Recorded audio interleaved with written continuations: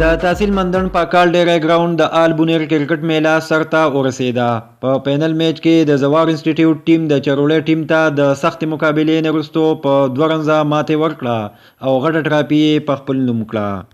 د اختتامي تقریب مشر میلمه د مسلم لیگ نون رهنما ډسټرکټ کونسلر کامران خان، سابقه ټاون 2 ناظم سید منبر باچا، دراج خان، سبحان الله خان او نور میلمنو په کلاړیانو کې ټراپي او انعامونه تقسیم کړل.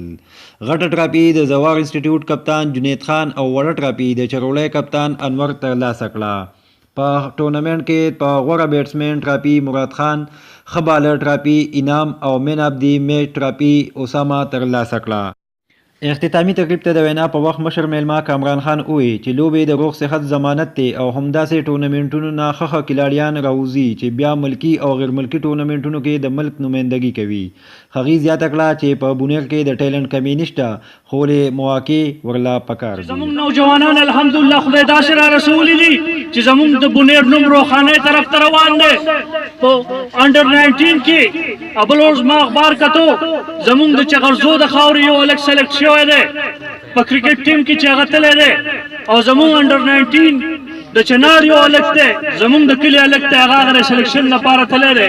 نو نن چې دا سره روان دي دا ستاسو په دې محنتونو باندې دا ستاسو په دې ګراوندونو باندې چې تاسو دلته په دې ګراوندونو باندې دا ګیمونه آباد ساتلي دي او دا مشران تاسو سپورټ کړي دي او دې مشرانو ته همیشه تاسو سپورټ کړي او دا ترجیح درکړی دی کو تاسو په تعلیمي لحاظ باندې او کو تاسو دلته په ګراوند په لحاظ باندې دا आवाज د تکي چې مخ وړاندې ځي.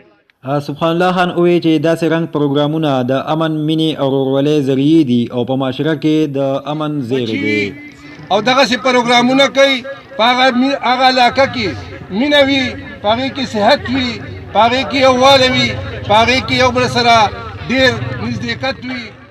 په دې موقع ډسټرکټ کونسلر دراج خان وویل چې د موجوده وفاقي حکومت د وجې په ملک کې امن راغلی دی چې ورسره ګراوندونه آباد شوي دي. حکومت ډیره زیاته شکریه ادا کوم چې یو داسې ماحول جوړ شو بیا په پاکستان کې چې نن وګورئ د ټول بین الاقوام څومره کیلونه چې وو هغه اوس په پاکستان کې کېږي.